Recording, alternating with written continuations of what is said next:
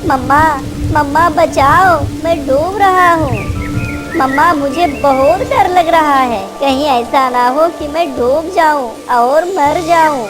नहीं बेटा, हौसला रखो, ऐसा कुछ नहीं होगा। मैं उड़ने की कोशिश कर रही हूँ। मेरे बच्चे डरो मत, मैं किसी हाल में तुम्हें बचा लूंगी।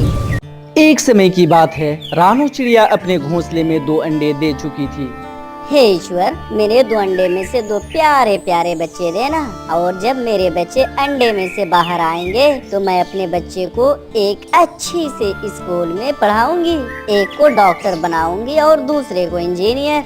ऐसे ही कुछ दिन बीत जाते हैं और अंडे जोर जोर से हिलने लगते हैं। आज मेरे अंडे के पूरे 20 दिन हो चुके हैं। लगता है कि आज इस अंडे में से बच्चे बाहर आ जाएंगे। रानू चिड़िया ऐसा बोल ही रही थी कि तभी दोनों अंडे में से एक बेटी चिड़िया और दूसरा बेटा चिड़ा निकलता है कि तभी अचानक मौसम बिगड़ जाता है। बारिश होने लगती है और तेज हवा भी बहने लगती है। मम्मा मम्मा, ये बाहर किस चीज की आवाज है और आसमान इतने क्यों चमक रहे हैं? गुड़िया बेटी, बाहर बारिश हो रही है और बारिश के साथ तेज हवा भी बह रही है और घर बहुत कमजोर है। पता नहीं इतनी बारिश और हवा मेरी घर सह पाएगी भी कि नहीं। रानू चिड़िया ऐसे बोल ही रही थी कि उसका घर जोर जोर से हिलने लगता है।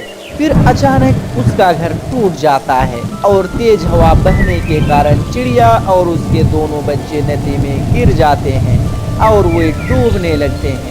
मम्मा, मम्मा बचाओ, मैं डूब रहा हूँ। मम्मा मुझे बहुत डर लग रहा है, कहीं ऐसा ना हो कि मैं डूब जाऊँ और मर जाऊँ।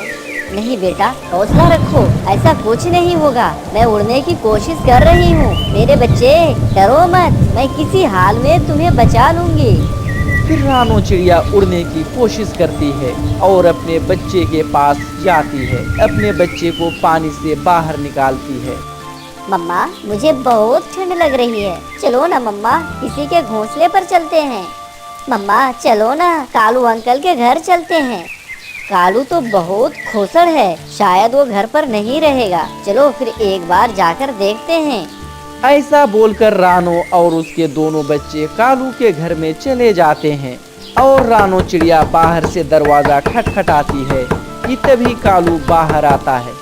क्या हुआ चिड़िया, इतनी बारिश में यहाँ पे क्यों आई हो? क्या बताऊं कालू भैया, बारिश और तेज हवा के कारण मेरा घर टूटकर नदी में बह गया है और बारिश में भीगकर मेरे बच्चे ठंड से कांप रहे हैं। ऐसा करो कालू भैया, आप मेरे बच्चे को घर पर रख लो, तब तक मैं किराए के मकान की खोज करती हूँ।